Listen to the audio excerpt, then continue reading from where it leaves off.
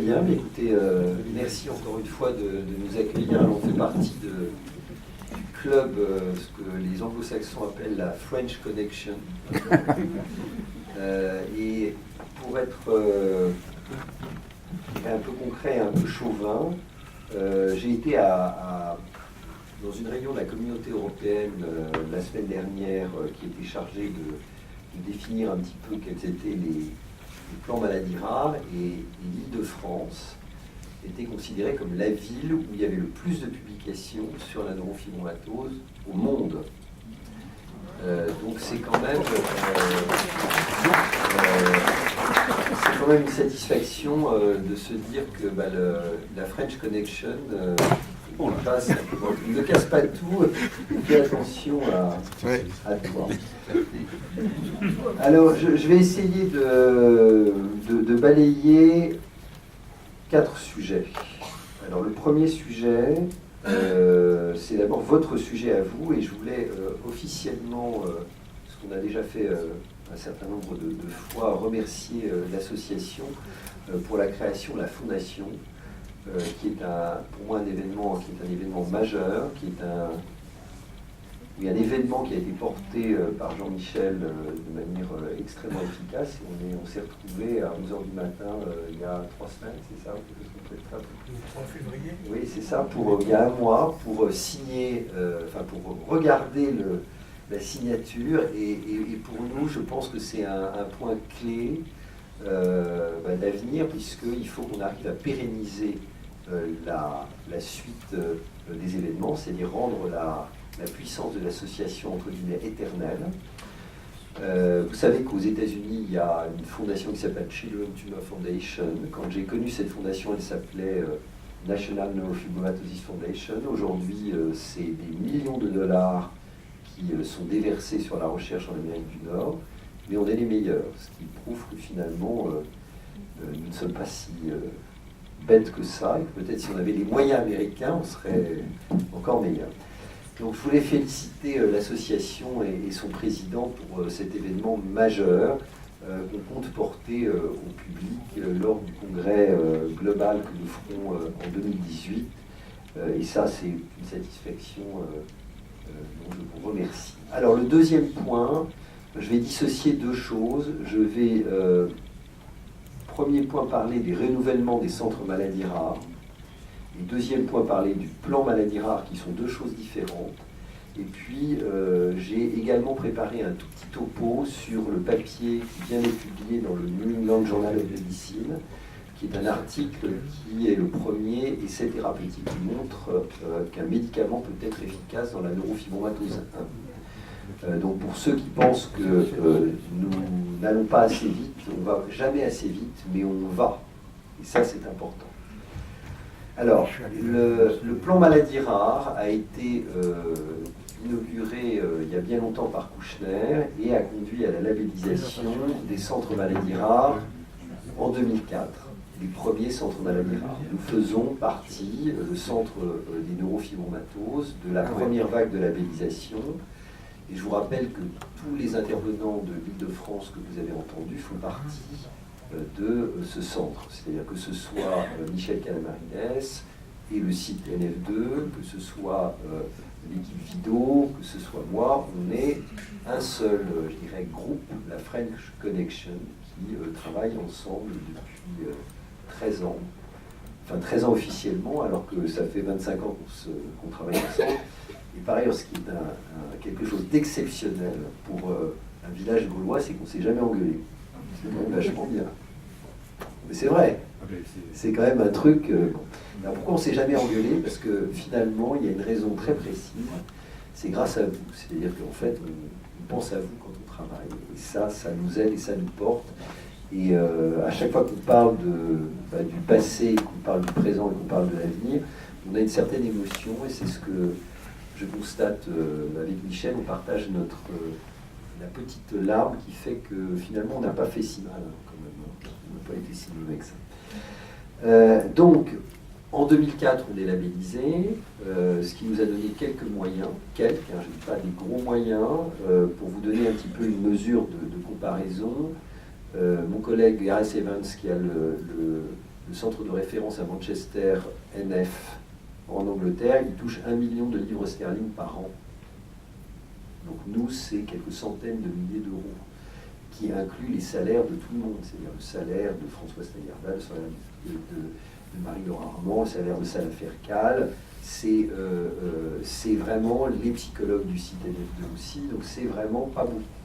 Alors que dans d'autres pays, la maladie rare est considérée comme à financer. En 2004, labellisation, renouvellement tous les 5 ans, donc on a été examiné en 2009 par une commission d'audit, et puis le gouvernement a souhaité mettre son nez sur les centres maladies rares à partir de l'année dernière, avec une relabellisation, c'est-à-dire une recertification des centres, qui devait être légère et qui m'a pris à peu près 6 mois de ma vie. Donc vous voyez que c'est la légèreté française est assez lourde, ce qui n'est rien comparé à ce que nous avons vécu pour les centres européens, qui là pour le coup est une bureaucratie encore plus performante que la nôtre. Alors, pour être concret, il y a 3 niveaux de labellisation qui va être discuté lors de cette présentation, et je tiens vraiment à ce que vous compreniez les choses parce que c'est un objet de débat.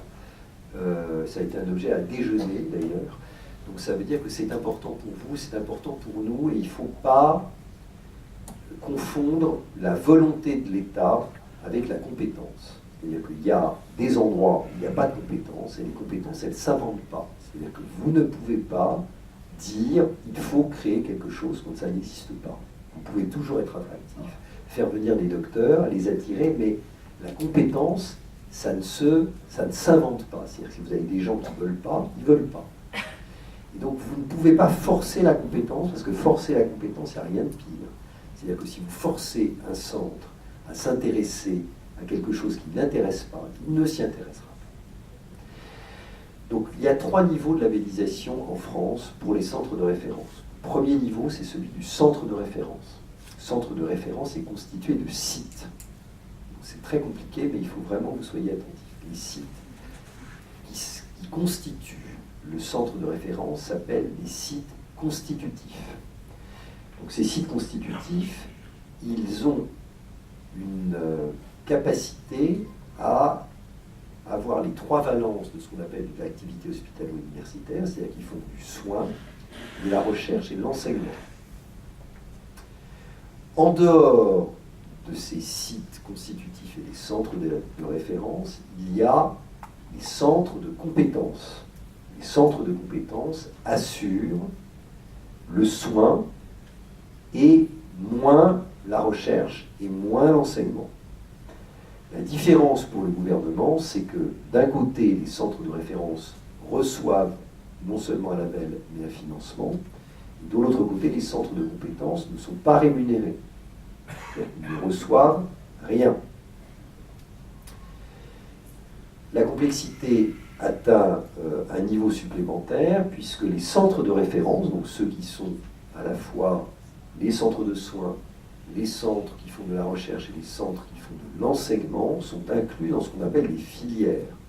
C'est-à-dire que le gouvernement a souhaité que les centres de référence soient plus clairs dans leur activité et s'assemblent autour de gros groupes qu'on appelle les filières. Alors vous avez les filières neurologiques, les filières vasculaires, les filières dermatologiques, et la neurofibromatose a été inclue dans la filière dermatologique qu'on appelle FIMARAD. Donc lors de la relabellisation, les dépôts sont actuellement clos depuis la fin janvier, et je suis expert pour le ministère, donc il y a 300 centres qui ont déposé des candidatures, j'en ai examiné 98, et je suis auditionné la semaine prochaine pour les rapports de ces centres, et je ne juge pas mes propres centres, puisque je juge des disciplines qui sont en dehors de mon champ. Et donc, je connais très bien les critères, puisque ça fait partie maintenant de mon job. Les critères, c'est voir des malades, c'est-à-dire avoir une filière de soins, c'est-à-dire qu'on n'invente pas une compétence, c'est-à-dire qui a bu boira ou qui a vu verra.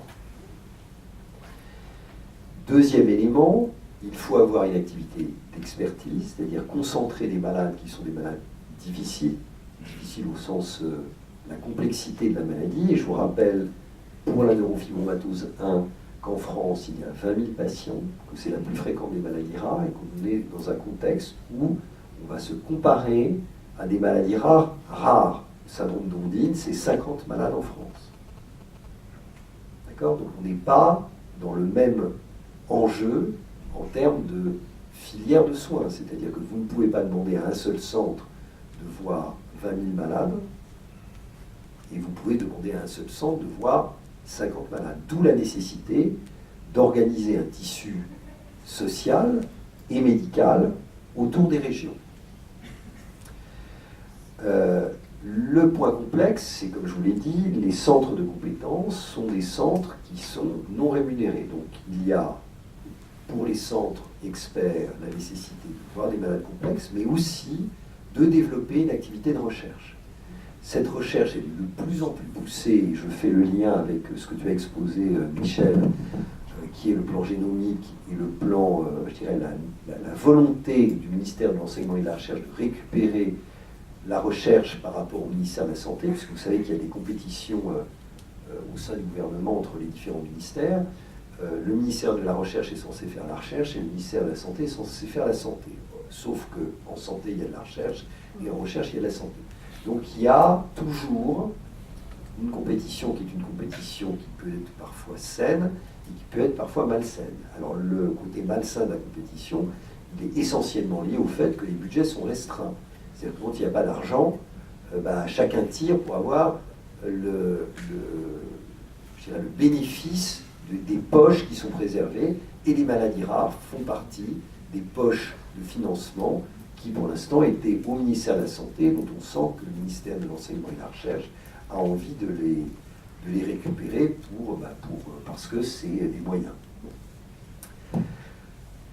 Donc, il s'est trouvé que avec ces trois critères, le soin, l'expertise et la recherche, on se trouve avec des compétences, là je parle avec le mot générique, des centres qui pouvaient atteindre ou pas le label.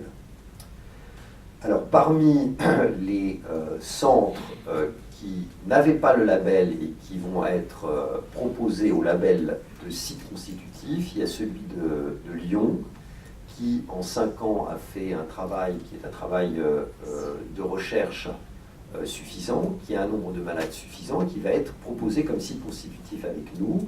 Et donc il y aura 4 sites constitutifs, 3 à Paris et 1 à Lyon, qui figurent donc en vert.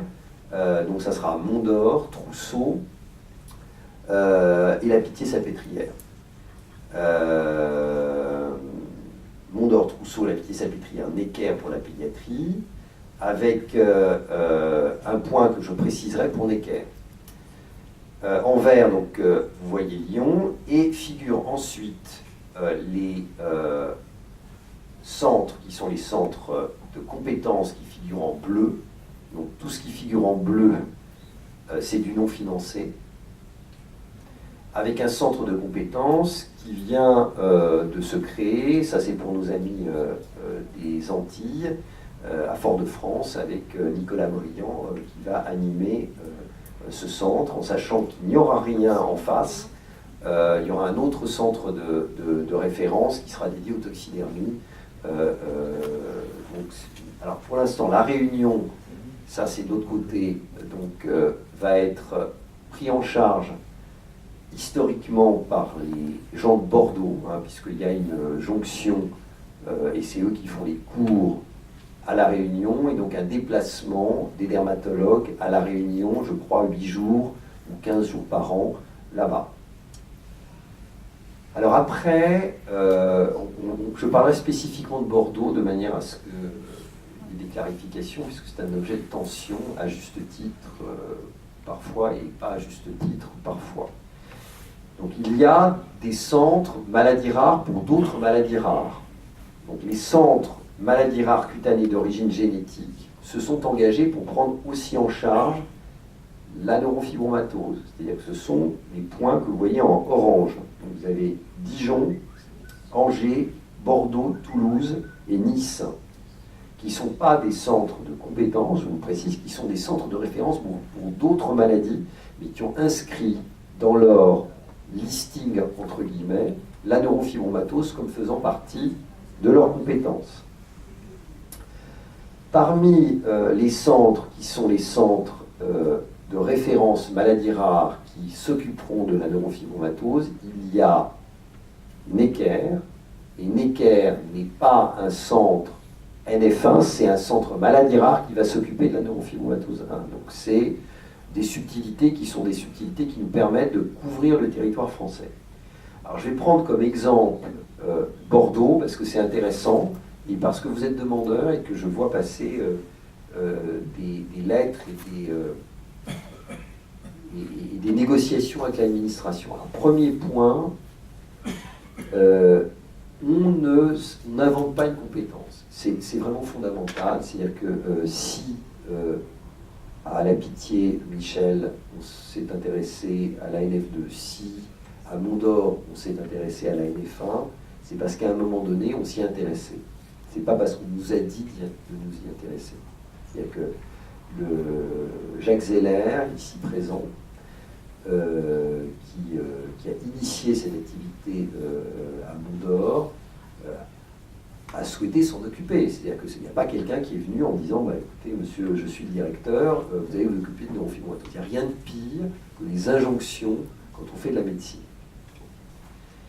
Deuxième élément, il y a à Bordeaux un centre de référence qui est un centre de référence qui s'appelle maladies dermatologiques rares. Et par ailleurs, il y a un centre de compétences NF2 qui s'est inscrit dans le mouvement de Michel Calamares. Il se trouve que les moyens dans les hôpitaux sont des moyens extrêmement contraints et que on est dans ma plaisanterie préférée, qui est la tautologie sophistique. Je vous expliquerai ça avec une plaisanterie classique. C'est la première plaisanterie qui a été écrite, c'est dans la Bible. Il ne faut pas manger du fruit défendu, et pour le savoir, il faut manger du fruit défendu. D'accord ? Donc c'est le même système. C'est-à-dire que là, les gens, ils disent, nous, on veut bien s'occuper de la NF1 à condition qu'on nous donne les moyens de s'occuper de la NF1. Et à ce moment-là, le gouvernement répond, mais si vous ne vous occupez pas de NF1, on ne vous donnera pas de moyens pour vous occuper de la NF1. Donc on est typiquement dans le même truc que la pomme. Donc à un moment donné, il est nécessaire, je crois, qu'à la suite de la labellisation, c'est-à-dire normalement on devrait voir les résultats tomber début avril, puisque le jury se réunit, que nous disions, et peut-être que je vienne à Bordeaux, pour dire voilà comment ça doit se passer. C'est-à-dire qu'à un moment donné, s'ils se sont mis et s'ils sont labellisés avec NF1 dans la liste des maladies, c'est qu'ils sont volontaires. Ce n'est pas simplement qu'on met ça parce qu'il faut le mettre pour la labellisation. C'est un engagement qui est un engagement contractuel vis-à-vis de l'État et vis-à-vis de vous, puisque les associations sont partie prenante du contrat, qui est le contrat passé avec les citoyens au sujet du plan maladie rare. Alors j'ai rajouté une diapositive qui est la diapositive du... Pierre, est-ce que je peux faire oui, bien sûr. une parenthèse Oui. par rapport à Bordeaux, Oui. pour expliquer aux personnes qui ne sont pas vraiment au fait. Il se trouve qu'à Bordeaux, les délégués de l'Aquitaine ne savent pas vers qui envoyer les personnes, les familles qui les contactent en disant voilà, je suis atteint d'une NF1 ou mon enfant est atteint d'une NF1. Les NF2, comme tu as dit, ça se met en place.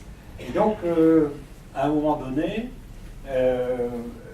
les délégués m'ont demandé de venir, de rencontrer donc j'ai rencontré le président du conseil médical d'établissement, du comité médical d'établissement, et puis qui nous a dit on va essayer de faire quelque chose, et puis comme cela n'en a rien vu venir du tout. Donc il y a un mois, je pense, je me suis fendu d'un courrier pas gentil en disant écoutez, voilà, s'il faut que je vienne, on vient, on se fout de nous. L'objet, comme tu dis Pierre, c'est vrai que, et c'est ce qu'on dit, qu'il y ait un centre de compétences ou pas à Bordeaux, c'est pas le problème du nom, mais que les gens qui sont sur l'Aquitaine puissent renseigner utilement les familles en disant, voilà, allez voir, c'est ce qu'on dit régulièrement ailleurs, vous allez voir un coordonnateur de centre de compétences. C'est pas lui qui va régler tous les problèmes. Si c'est un dermato, il ne va pas régler les problèmes neurologiques, mais il va pouvoir sur place vous dire, allez voir telle personne. Quand on envoie les personnes à Lyon voir Patrick Combal, on sait bien que ce n'est pas Patrick Combal qui va régler tous les problèmes, mais c'est une porte d'entrée. Et à Bordeaux, il n'y a pas de porte d'entrée. Donc l'objectif, c'était bien celui-là, de faire remuer un peu, de touiller dans le truc, et en disant, bon allez, donnez-nous qu'on sache à qui s'adresser, vers qui envoyer les familles. Mais on l'a déjà dit entre nous, l'objectif n'est pas, même si nous on emploie le terme de centre de compétences, l'objectif n'est pas de formaliser. S'il existe, comme à Toulouse, le professeur Mazereux, qui c'est le centre de référence des maladies rares de la peau, il me semble, hein, à Toulouse, on sait qu'une personne concernée par la NF1, on peut l'envoyer vers Juliette Mazereux et qu'elle va dire ou Yves Check si c'est un enfant, et que voilà, on va les orienter dans le parcours de soins, ce qui manifestement, mais comme tu l'as très bien dit, on ne peut pas obliger les gens à le faire. Et notre sentiment, c'est qu'à Bordeaux, il y a des gens qui ne voulaient pas faire. Et donc ça c'est clair, et c'est pour ça qu'on a mis les pieds dans le plat, en disant c'est notre boulot d'association. Et donc voilà, on voudrait que les gens de Bordeaux ou de l'Aquitaine n'envoient pas les malades d'Aquitaine vers Toulouse, mais vers Bordeaux, pour qu'ils aient un parcours de soins sur Bordeaux. Voilà, c'était juste une mise au point, et enfin, on en reparlera demain au moment de l'Assemblée Générale entre nous, mais ça avance un peu à la fois. Mais il y a des fois où il faut mettre les pieds dans le plat, et puis voilà. Je pense que c'est important que vous, enfin, puisque vous êtes des militants ici, hein, quand même, on est quand même dans une association de patients, que vous soyez au courant des... Je pense que cet exemple est un bon exemple. C'est-à-dire que ça fait partie des choses à dire, parce que c'est des interactions, et sachez en tout cas que la labellisation tient compte de la répartition territoriale et de la nécessité de développer effectivement de la compétence, puisqu'on ne va pas parler de centre de compétence, mais de la compétence, ou en tout cas une porte d'entrée. Et je précise que à la fois Pierre et Juliette Mazereux, professeur Mazereux qui est à Toulouse, qui est responsable du centre de référence des maladies rares, ils sont tenus au courant de nos démarches. Nous, on ne veut pas faire ça dans le dos des médecins, ça ne sert à rien. Ce qu'on veut faire, c'est en concertation avec tous ceux qui travaillent pour les neurofibromatoses. Donc, on fait ça en tranquille transparence, l'objectif étant d'avancer.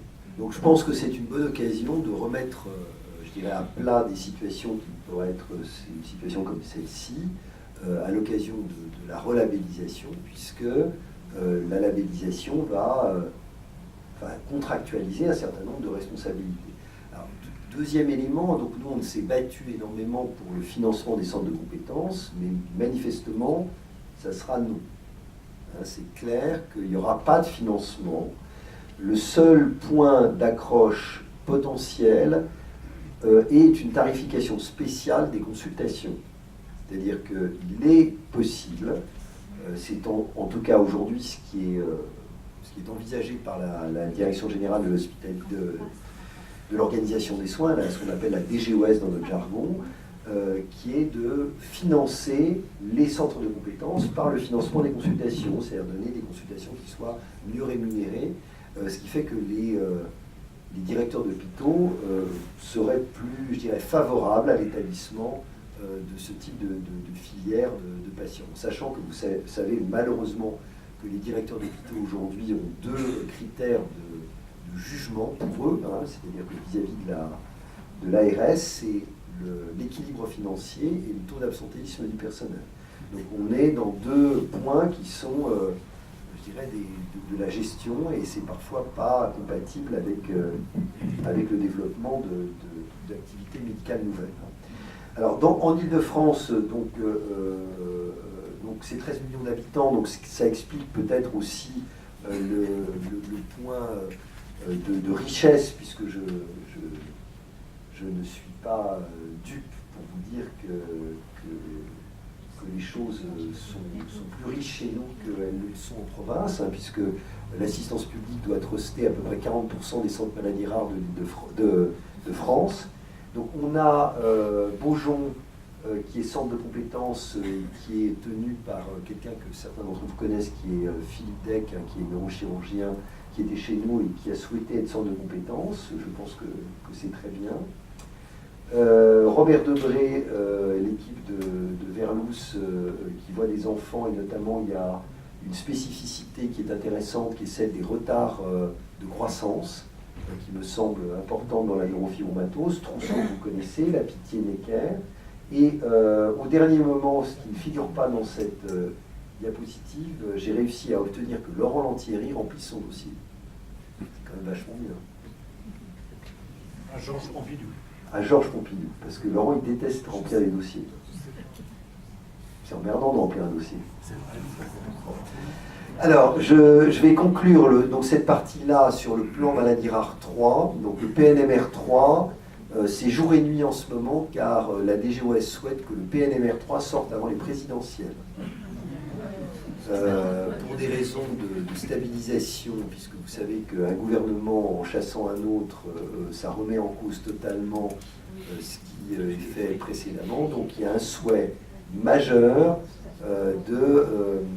d'établir ce plan maladie rare 3. Alors ce qu'on peut dire de manière assez claire, c'est qu'il y aura un plan de maladie rare 3, ça ne fait aucun doute, et probablement, tel qu'on le sent, c'est-à-dire tel qu'on le pressent, à la fois sur les critères de jugement des labellisations et sur les bruits qui bruissent de toutes parts sur l'enveloppe, sur etc., c'est que ça sera très orienté recherche.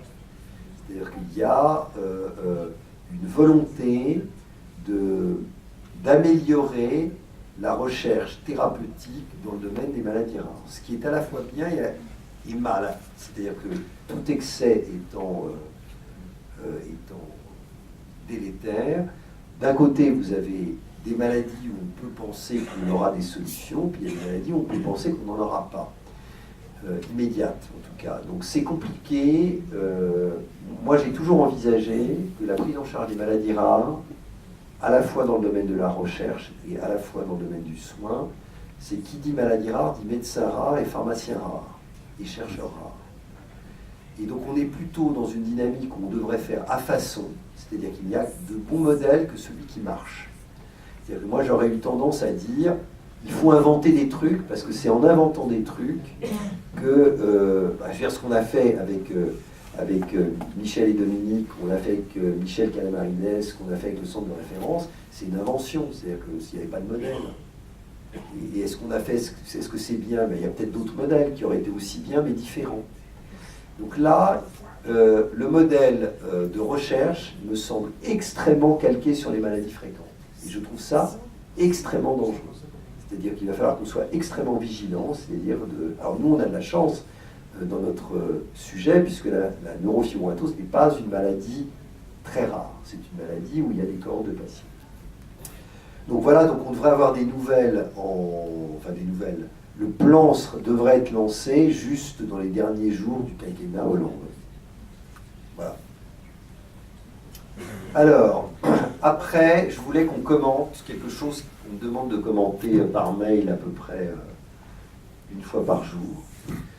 Et je vais vous dire, c'est super compliqué, donc je vais essayer d'être simple, à la fois dans le contexte industriel et dans le contexte, je dirais, médical.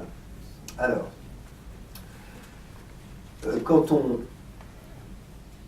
regarde et qu'on contemple l'histoire de la recherche dans le domaine des neurofibromatoses, il y a différentes étapes qui ont été franchies. Donc il y a le passé. Le passé, ça a été, on voulait classer les patients. C'est ce qu'on a fait, et on a fini par séparer des maladies. Aujourd'hui, vous avez entendu parler de 3 maladies différentes, la neurofibromatose de type 2, la neurofibromatose 1 et la schwannomatose. Et même à l'intérieur de ces maladies-là, on ne va pas plus parler de schwannomatose, mais des schwannomatoses, puisque vous avez des gènes différents, probablement des maladies qui vont être différentes. Donc ça, c'est ce qui s'est passé jusqu'à la fin des années 80, qui a conduit à l'identification à la fois des gènes, mais aussi des protéines qui étaient synthétisées par ces gènes. Donc ça, c'est 1990-1991. Après, l'intérêt, en tout cas dans la neurofibromatose 1, sur laquelle on a mis le paquet avec l'équipe du Vido, ça a été ce qu'on appelait le phénotype, c'est-à-dire pourquoi est-ce qu'avec la même génétique, les gens ne se ressemblent pas dans une même famille. C'est-à-dire pourquoi est-ce que un gène avec une mutation, une anomalie qui est la même, ben pourquoi est-ce que le père ne ressemble pas au fils, pourquoi est-ce que la mère est différente de sa tante, etc. etc. C'est à la variabilité.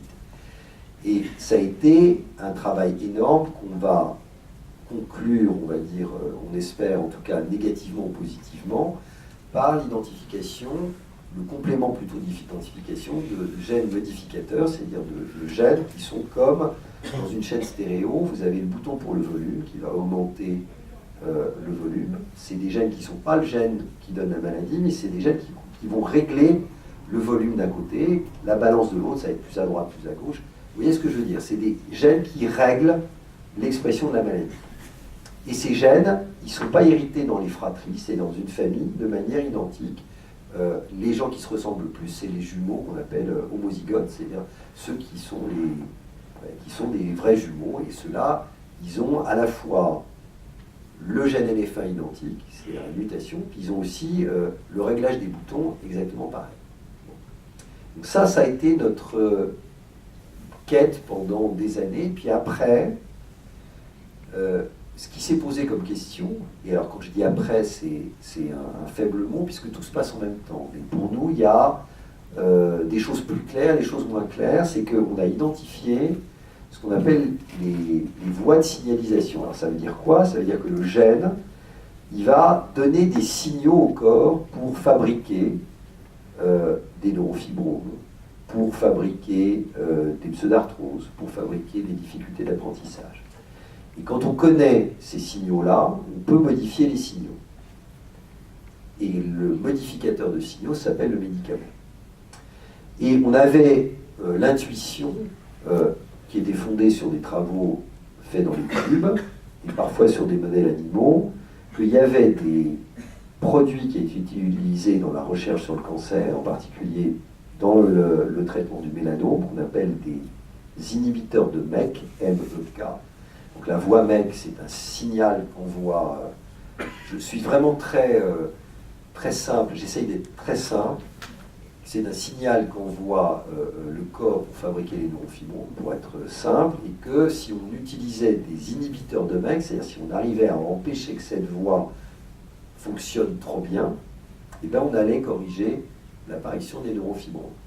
Alors c'est un vieux débat, parce que moi j'avais négocié avec Novartis à l'époque un inhibiteur de MEK. Au moment où je devais commencer l'essai, Novartis a vendu à GSK l'inhibiteur de MEK, qui ensuite l'a échangé avec un biopharma ERL, ce qui fait que dans le domaine des maladies rares, on est franchement mal en ce qui concerne la possibilité d'instaurer des essais avec l'industrie, parce que l'industrie échange ses molécules, fusionne, enfin c'est très compliqué. Et ce que je ne savais pas, ce que j'ai appris par la même occasion, c'est que quand on vend un produit avec un protocole, on vend le bonhomme avec. C'est-à-dire qu'ils m'ont vendu à Biopharma ERL par la même occasion. Et quand j'ai travaillé avec Biopharma ERL, les mecs m'ont dit, mais la neurofibromatose, ça ne nous intéresse absolument pas. Et vous avez remarqué le jeu de mots. Les mecs m'ont dit.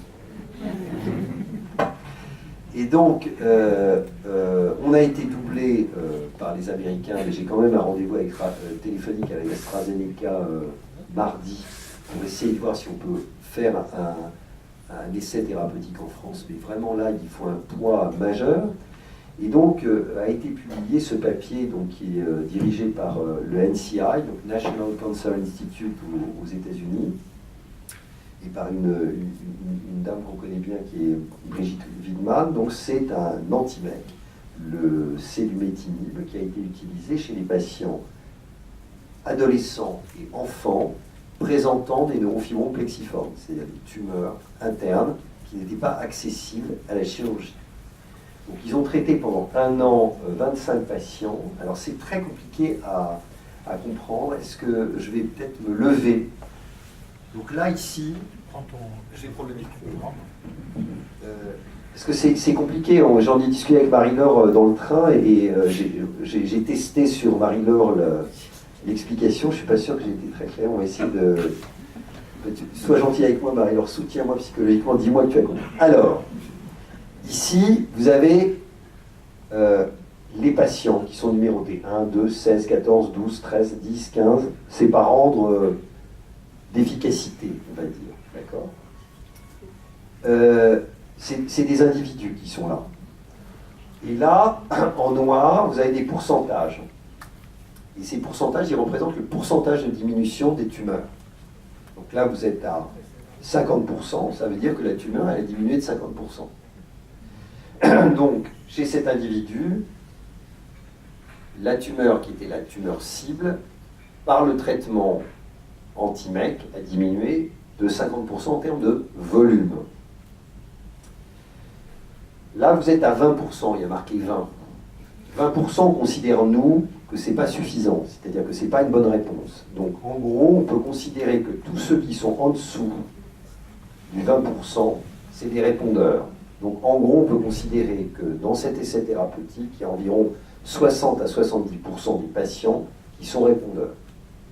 Ça veut dire qu'un individu qui est traité par ce médicament répond dans environ 70% des cas, c'est-à-dire que ça fait 7 personnes sur 10, dans une proportion qui va diminuer sa tumeur en termes de volume de 20 à 50%. Je ne sais pas si j'ai été clair, c'est à peu près clair.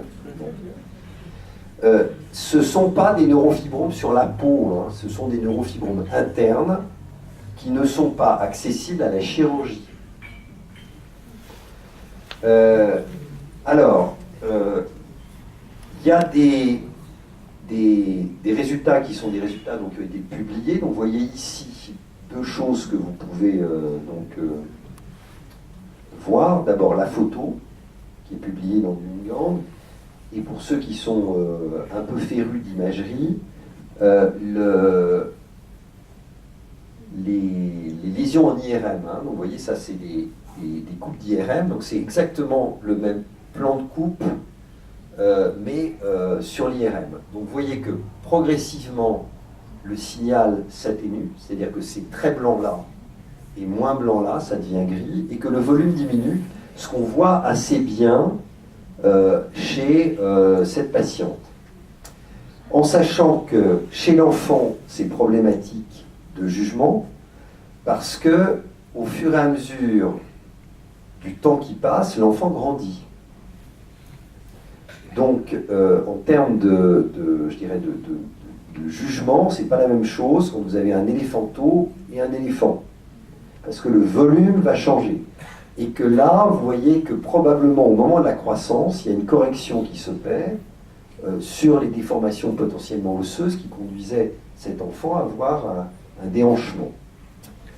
Alors, ces médicaments-là sont testés actuellement dans un essai thérapeutique chez les adultes ayant une grande profusion de neurofibromes sur la peau également. C'est-à-dire que des sujets qui ont plusieurs centaines de neurofibromes cutanés adultes sont actuellement testés en Alabama.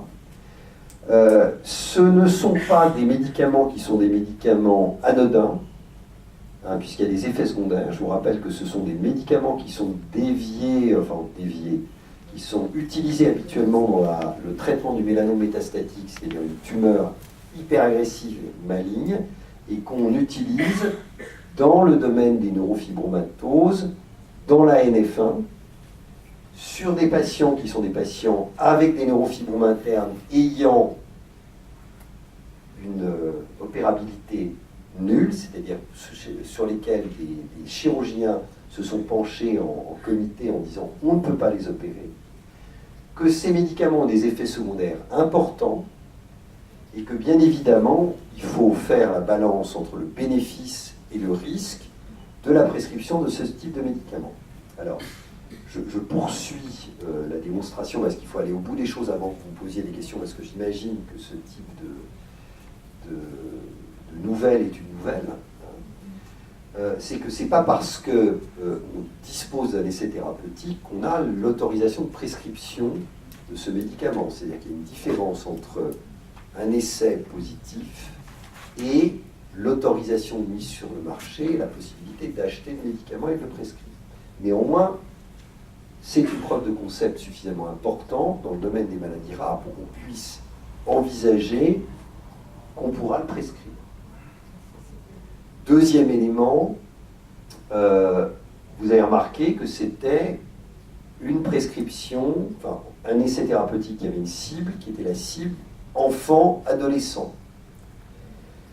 Ça, c'est un sujet parce que nous, quand on avait testé l'Everolimus, qui est un autre médicament qui interfère avec les réponses qu'on avait observées, c'était plutôt chez l'adolescent, puisque nous, on s'intéressait aux adultes. Donc la question qui va se poser dans le futur, si on a des médicaments qui continuent à être testés dans ce genre de voie de signalisation, c'est savoir à quel âge on traite. C'est-à-dire que c'est la même question pour l'intervention, c'est quand on opère, est-ce qu'il faut opérer tôt ou opérer plus tard?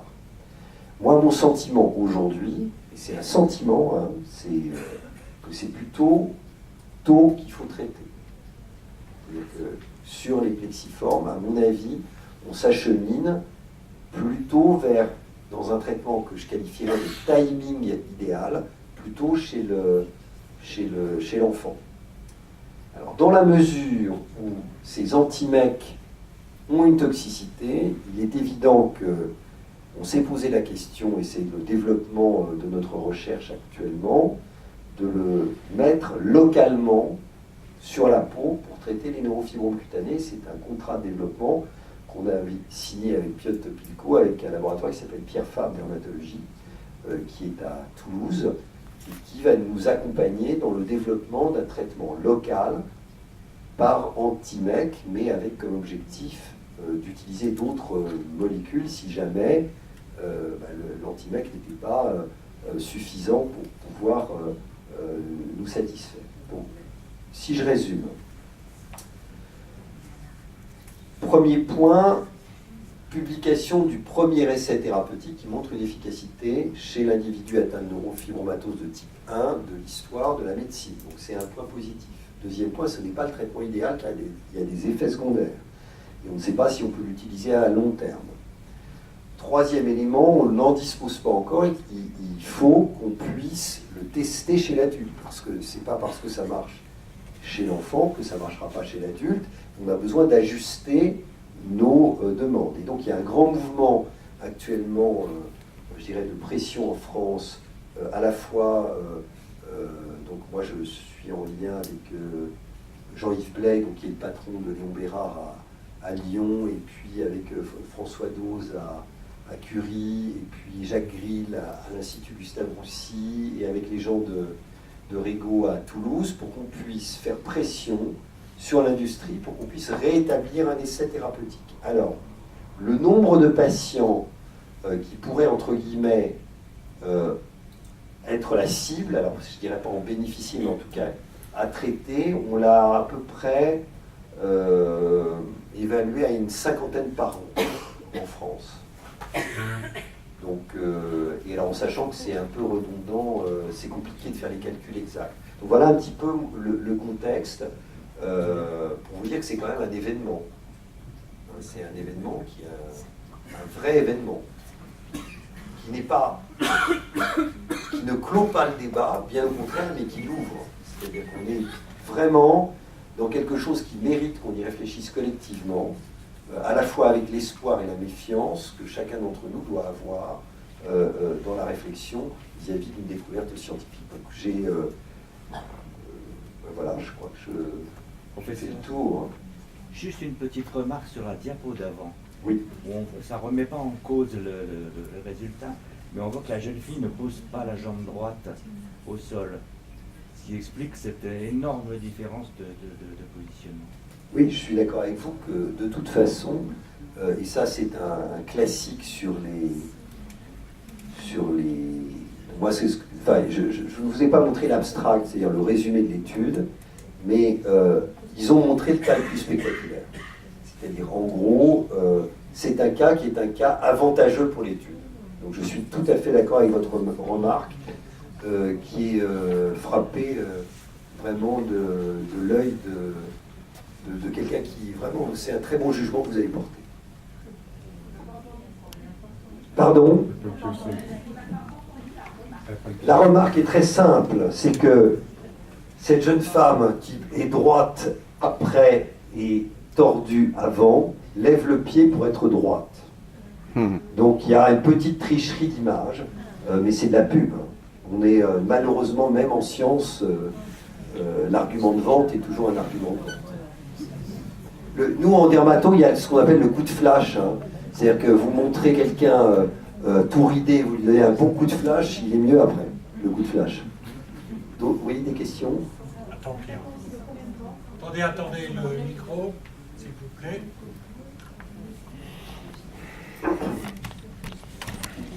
Un traitement qui est prévu pour durer à vie ou qui s'interrompt? Alors, la question est une fois de plus excellente. Hein. D'abord, là on est dans un protocole, donc là le traitement a été prévu pour 1 an. Deuxième élément, dans le domaine du cancer, c'est effectivement des médicaments qu'on utilise tant qu'il y a du cancer. Donc quand on a une tumeur qui est une tumeur entre guillemets bénigne, on a plus de possibilités de moduler. Alors je vais vous donner un exemple qui est une autre maladie, qui est la maladie, le syndrome de Gorlin, qui donne des carcinomes un peu partout. Il y a un très bon médicament du Gorlin qui s'appelle le Vesomodegib. Ben, celui-là, on fait choisir au patient. C'est-à-dire que le patient, par exemple, imaginons que cette jeune fille considère que les résultats qu'elle a sont bons. Ben, on a le choix, soit diminuer les doses, espacer, etc., ou lui dire, ben, vous arrêtez, puis si ça repart, on reprend. D'accord ? Donc on a aujourd'hui tout un travail, si on continue dans cette voie-là, de modulation de la capacité à traiter en fonction d'abord du souhait des patients, c'est-à-dire qu'il y a des effets secondaires quand même, hein, on n'est pas... et puis on verra bien comment, à l'usage, les choses se font. Dernier point, on a beaucoup réfléchi à ça en ce qui concerne les neurofibromes cutanés. On se posait la question, le moment du traitement. C'est-à-dire que si on est amené un jour à traiter les neurofibromes cutanés avec ce type de traitement, il est probable qu'on ait envie de les traiter avant leur apparition, c'est-à-dire au moment où on sent qu'ils vont apparaître, c'est-à-dire plutôt vers l'âge de 15 ans, en se disant que peut-être on va tuer des cellules qui seraient les productrices de neurofibromes et qu'il faudrait répéter par exemple les cycles tous les 10 ans, j'en sais rien. Pour l'instant, tout ce que je vous dis, c'est de l'hypothèse. Cela étant dit, ces hypothèses, on les avait posées avec les anti-MEC il y a 10 ans, on dispose d'anti-MEC, on fait, et on ne se trompe pas. Donc les hypothèses, parfois, ne sont pas simplement des futurs échecs. Victor. Est-ce que c'est des médicaments qui pourraient donner des coups de folie ou quoi, avoir vraiment des effets secondaires graves? Oui, alors le coup de folie, donc Victor posait la question de savoir quels étaient les effets secondaires. Coup de folie, ça ne fait pas partie des choses, mais asthénie, c'est-à-dire fatigue, la réponse est oui. Et il y a surtout un effet secondaire qui est important, qui est celui de rétinopathie. C'est-à-dire qu'il y a un effet secondaire sur la rétine qui nécessite vraiment une surveillance oculaire précise. Donc ce ne sont pas des médicaments anodins. Hein. On n'est pas dans le médicament qui est un médicament, c'est des médicaments déviés de la recherche sur le cancer. Donc on n'est pas dans des chimiothérapies parce que ça ne s'appelle plus comme ça, mais c'est des équivalents de chimiothérapie. Alors, dernier point pour les voies de signalisation, l'idéal, puisque c'est comme dans les inondations, hein, vous bouchez une voie, dans un premier temps vous arrivez à canaliser le courant et puis ça déborde de l'autre côté. Donc dans la voie de signalisation c'est exactement comme ça. Donc à un moment donné, on a envie de boucher les courants à différents niveaux. Et plus vous bouchez par des drogues et des médicaments différents, plus vous avez des effets secondaires. Et des effets secondaires inattendus, c'est-à-dire que ces effets secondaires, c'est des trucs qu'on n'avait jamais vus. Par exemple, quand vous utilisez ce qu'on appelle les anti-VEGF, hein, c'est ce qu'utilise Michel dans la NF2, il y a de l'acné. jamais avant de prescrire ces machins-là, on se disait qu'on aurait un médicament qui donne de l'acné. Donc vous voyez, on est toujours surpris par les effets secondaires des médicaments. Donc il faut vraiment qu'on soit tous très prudents collectivement, c'est-à-dire que votre enthousiasme potentiel soit pondéré par le frein de la médecine, et puis que de l'autre côté, vous nous freiniez pour pas qu'on fasse de bêtises. Donc on est collectivement responsable. La mère de Victor est appelée à la parole. Non, mais moi je pensais au gliome. Vous parlez de rétinopathie, je ne sais pas ce que c'est exactement. Oui. Le gliome Le gliome des voies optiques, chiasma, oui. C'est un rapport avec... Alors, il y a deux questions dans votre question. Une question que vous n'avez pas posée, donc je vais poser à votre place, et puis la question que vous avez posée. D'abord, il y a un essai thérapeutique des antimecs dans le gliome des voies optiques. C'est-à-dire qu'il y a des gens qui, aujourd'hui, utilisent ce traitement en essai dans le gliome. Par ailleurs, vous connaissez l'histoire de Longinus?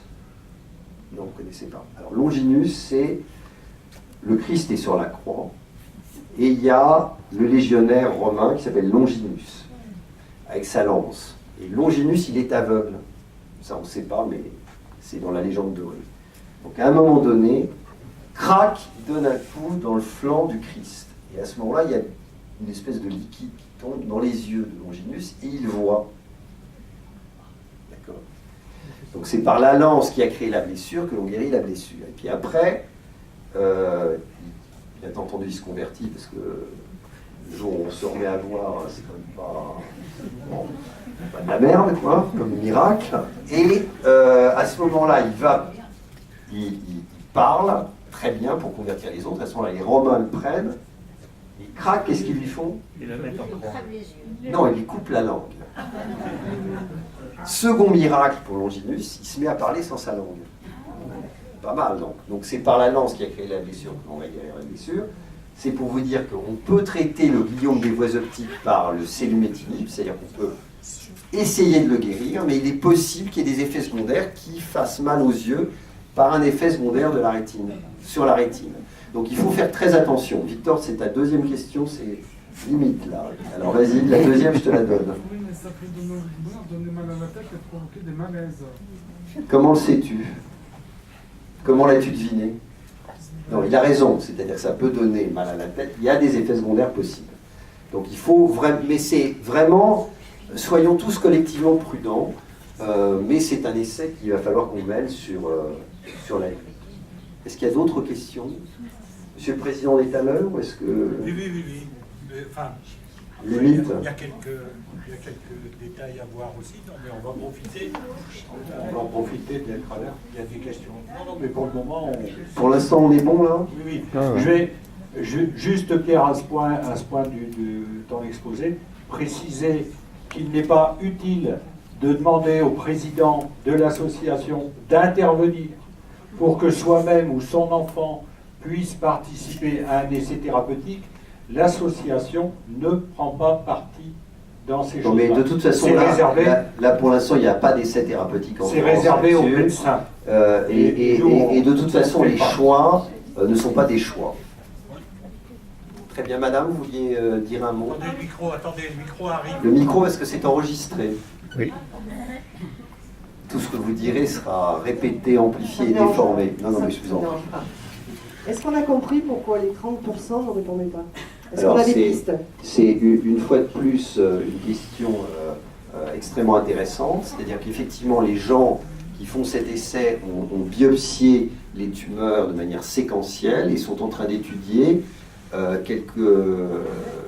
les hypothèses qui permettraient de déterminer a priori les futurs répondeurs ou les non-répondeurs. Donc vous avez raison. Oui, monsieur.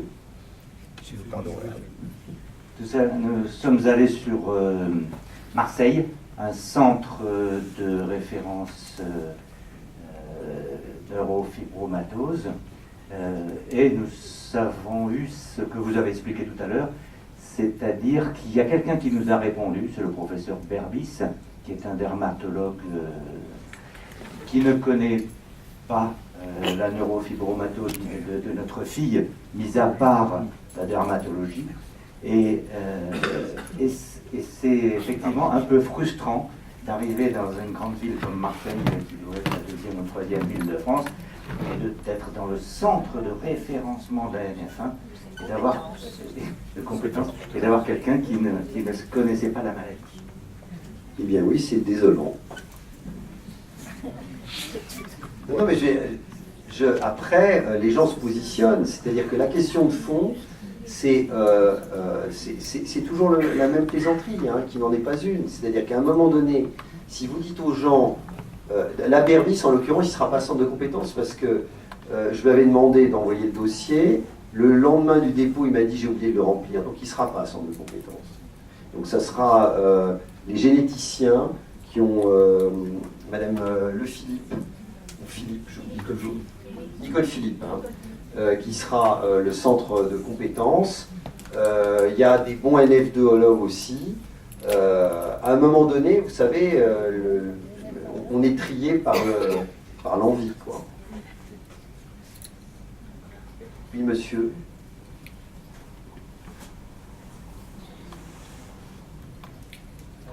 Pour revenir sur le gliome des voies optiques, j'avais lu il y a quelques temps que le professeur Grill avait mené, enfin était en train de mener un essai qui n'était pas spécifique NF1, et où on lisait dans l'article qu'ils avaient inclus les gens atteints de NF1 et qui se posaient même la question d'étendre l'essai à des enfants atteints, très peu atteints de gliome. Alors, compte tenu des résultats qui semblaient encourageants, c'est ce qu'on... Alors, d'abord, les conclusions sur les gliomes des voies optiques du groupe qui s'intéresse aux gliomes en Europe, dont fait partie Jacques Grill, c'est de dire qu'il faut vraiment séparer les deux populations. C'est-à-dire qu'aujourd'hui, la conclusion, c'est de dire qu'il ne faut pas mettre dans les mêmes essais les gens qui ont une NF1 et les gens qui n'ont pas de NF1. Parce que l'histoire naturelle du gliome, c'est-à-dire l'évolution spontanée du gliome des voies optiques, n'est pas la même dans les deux populations. Deuxième point, la conclusion, c'est qu'on ne connaît pas l'évolutivité a priori du gliome sans le voir évoluer. C'est-à-dire que je ne sais pas si j'ai bien... vous faites une découverte systématique d'un gliome des voies optiques chez un enfant qui a une neurofibromatose, vous ne pouvez pas, sur les données de la première analyse d'image, savoir si c'est quelque chose qui va bouger ou quelque chose qui ne va pas bouger.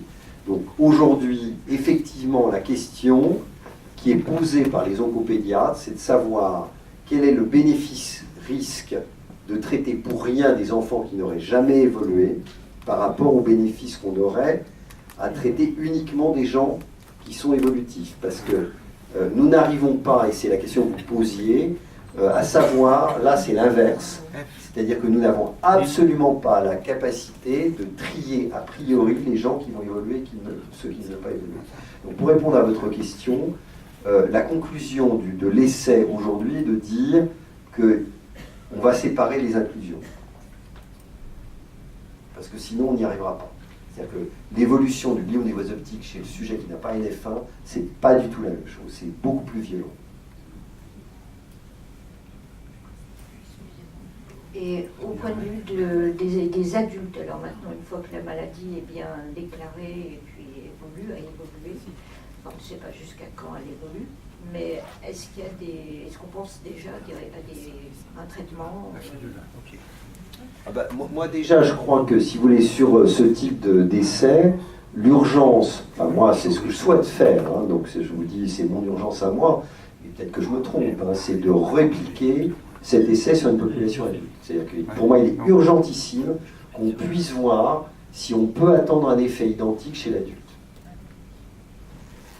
Et puis deuxième élément, ce que je pense aussi, mais ça c'est mon... je ne suis pas sûr, il faudrait qu'on en discute ensemble, parce qu'on a besoin, ça il faudra que je t'en parle Jean-Michel, mais on est quand même là, maintenant qu'on est dans une dynamique où il y a bénéfice-risque, c'est-à-dire d'un côté des bénéfices potentiels, de l'autre côté des risques potentiels, ce qu'ont fait les gens qui s'intéressent à la recherche sur le sida, c'est d'inclure dans les comités scientifiques des patients, de manière à ce qu'on puisse réfléchir collectivement au risque qu'on prend ou au risque qu'on ne prend pas. Donc, imaginons, je vais vous donner un cas clinique relativement caricatural, c'est toujours avec la caricature qu'on arrive à faire les choses. C'est, imaginons quelqu'un qui est 55 ans et qui ait 1 million de neurofibromes cutanés sur la peau. Est-il justifié de le traiter par un médicament qui donne des effets secondaires? Moi, je ne peux pas répondre. La seule personne qui peut répondre, c'est la personne qui a 1 million de neurofibromes et qui peut me donner son avis d'un point de vue éthique. Donc, il va falloir collectivement qu'on se pose ce genre de questions. Parce que, habituellement, les cancérologues ils traitent des maladies potentiellement mortelles. Ce n'est pas la même chose d'avoir des médicaments avec des effets secondaires et des médicaments coûteux dans un contexte où il n'y a pas de risque mortel. Mais d'un autre côté, il y a une altération en termes de qualité de vie majeure qui peut justifier les effets secondaires. Donc c'est compliqué. Et donc cette complication, moi je ne vois qu'une seule possibilité de résoudre, les problèmes éthiques, c'est la discussion avec des groupes de patients.